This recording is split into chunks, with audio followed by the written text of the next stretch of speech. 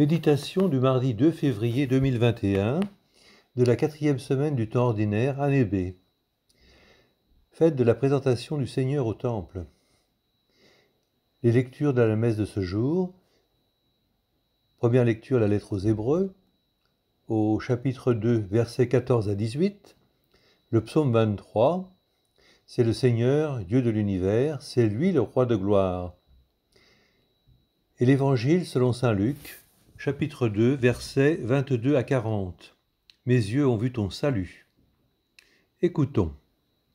Quand fut accompli le temps prescrit par la loi de Moïse pour la purification, les parents de Jésus l'amenèrent à Jérusalem pour le présenter au Seigneur. Selon ce qui est écrit dans la loi, tout premier-né de sexe masculin sera consacré au Seigneur. Il venait aussi offrir le sacrifice prescrit par la loi du Seigneur, un couple de tourterelles ou 2 petites colombes. Or il y avait à Jérusalem un homme appelé Siméon. C'était un homme juste et religieux, qui attendait la consolation d'Israël, et l'Esprit Saint était sur lui. Il avait reçu de l'Esprit Saint l'annonce qu'il ne verrait pas la mort avant d'avoir vu le Christ, le Messie du Seigneur. Sous l'action de l'Esprit, Siméon vint au temple.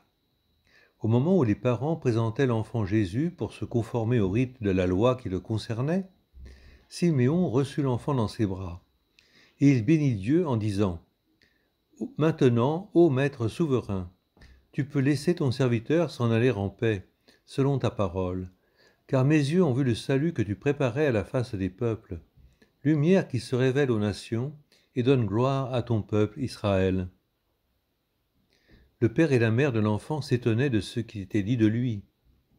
Siméon les bénit, puis il dit à Marie sa mère : « Voici que cet enfant provoquera la chute et le relèvement de beaucoup en Israël.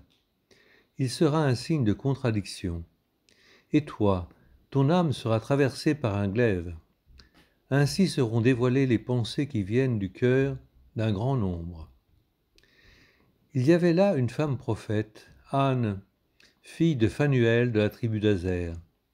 Elle était très avancée en âge. Après 7 ans de mariage, demeurée veuve, elle était arrivée à l'âge de 84 ans. Elle ne s'éloignait pas du temple, servant Dieu jour et nuit, dans le jeûne et la prière. Survenant à cette heure même, elle proclamait les louanges de Dieu et parlait de l'enfant à tous ceux qui attendaient la délivrance de Jérusalem. Lorsqu'ils eurent achevé tout ce que prescrivait la loi du Seigneur, ils retournèrent en Galilée, dans leur ville de Nazareth.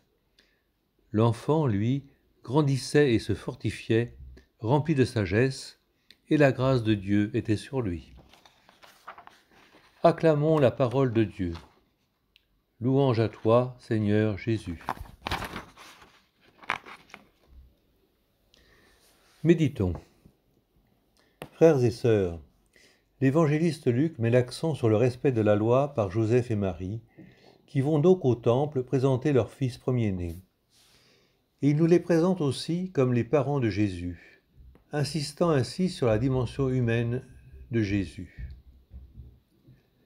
Les témoins qui se trouvent au temple ce jour-là et qui prophétisent sur l'enfant sont eux aussi un homme et une femme du peuple.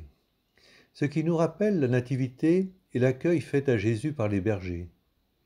Les paroles de Siméon, lumière qui se révèle aux nations et donne gloire à ton peuple Israël, vont dans le même sens, nous rappelant l'étoile et l'hommage des mages. Luc, dès le début de son évangile, insiste ici sur l'universalité du salut, qui, à partir du peuple hébreu, est ouvert aux nations, c'est-à-dire à toute l'humanité. Anne, femme qualifiée de prophétesse, ce qui est peu fréquent dans la Bible, chante elle aussi les louanges de Dieu. Ce récit conforte celui de la nativité. Les paroles que Siméon adresse à Marie, en prophétisant des jours douloureux, annoncent déjà la passion et les persécutions des premières communautés chrétiennes, dont Luc est le témoin dans les Actes des Apôtres. Le retour à Nazareth de l'enfant et de ses parents insiste sur la sagesse de Jésus et la grâce de Dieu. Méditons cela. Jésus est venu pour nous sauver. Il est notre lumière. Par lui, Dieu s'adresse à tous les peuples. Il est pour tous, et nous devons prendre soin de tous. Prions.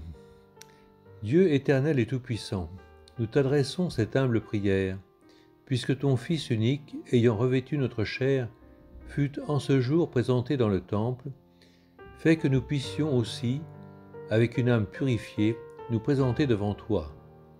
Par Jésus-Christ, notre Seigneur, qui vit et règne avec toi dans l'unité du Saint-Esprit, pour les siècles des siècles. Amen.